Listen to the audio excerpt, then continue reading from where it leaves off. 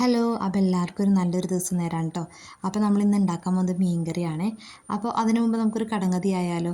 1000 തത്തയ്ക്ക് ഒരു കൊക്ക്. അപ്പോൾ ഇതിൻ്റെ ആൻസർ ഒന്ന് എല്ലാവരും കമൻറ്റ് ബോക്സിൽ ഇടണേ. നമുക്കപ്പോൾ കറി വയ്ക്കാൻ തുടങ്ങാം.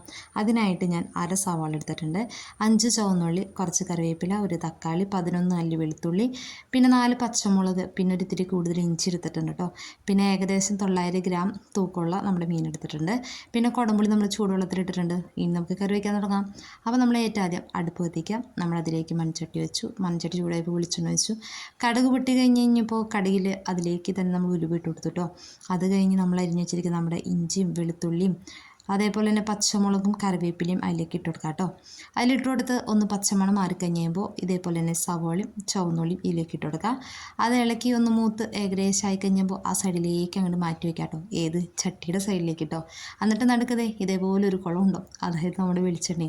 ആ വെളിച്ചെണ്ണയിലേക്ക് 1/2 ടീസ്പൂൺ മഞ്ഞൾപ്പൊടി, 2.5 ടീസ്പൂൺ മുളക് പൊടി, 1.5 ടീസ്പൂൺ കാശ്മീരി മുളക് പൊടി, 1 ടീസ്പൂൺ മല്ലിപ്പൊടി, ഇത്ര സാധനങ്ങളിട്ടിട്ട് അങ്ങോട്ട് മൂപ്പിക്കാം കേട്ടോ.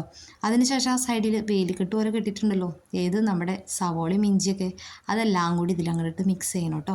അങ്ങനെ മിക്സ് ചെയ്ത് ഏകദേശം ഒന്ന് സെറ്റായി കഴിഞ്ഞ് കഴിയുമ്പോൾ നമ്മുടെ അരിഞ്ഞു വെച്ചിരിക്കുന്ന തക്കാളിയിൽ ചേർക്കാം.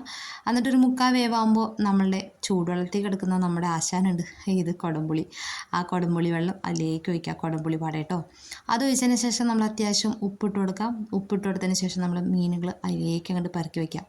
അതിനുശേഷം ഞാൻ തേങ്ങ എടുത്തിട്ടുണ്ട് കേട്ടോ. തേങ്ങ 1/4 പാൽ എടുത്തിട്ടുള്ളൂ. അതൊരു ഏകദേശം 1 ഗ്ലാസിൻ്റെ അടുത്തുണ്ട് കേട്ടോ. അത് ഏകദേശം മീൻ ആയി കഴിഞ്ഞ് കഴിഞ്ഞപ്പോൾ ആ 1/4 പാൽ അതിലേക്ക് ഒഴിച്ചു കൊടുത്തു. നമ്മുടെ കറി അവസാന സ്റ്റെപ്പിലേക്ക് കടന്നുകൊണ്ടിരിക്കുകയാണ്. ഞാനൊന്ന് ഇളക്കി കൊടുത്തു. പിന്നെ അവസാനം വെളിച്ചെണ്ണ ഒഴിച്ചു. അതേപോലെ തന്നെ കറിവേപ്പില ഇട്ട് കൊടുത്തു. നമ്മുടെ കറി റെഡി. അപ്പോൾ എല്ലാവരും ഒന്ന് ട്രൈ ചെയ്യണേ. ആദ്യമായിട്ട് കാണുന്നവരുണ്ടെങ്കിൽ ഒന്ന് സബ്സ്ക്രൈബ് ചെയ്യണേ, ലൈക്ക് ചെയ്യണേ, ഷെയർ ചെയ്യണേ, കമൻറ്റ് ഇടണേ. Bye by.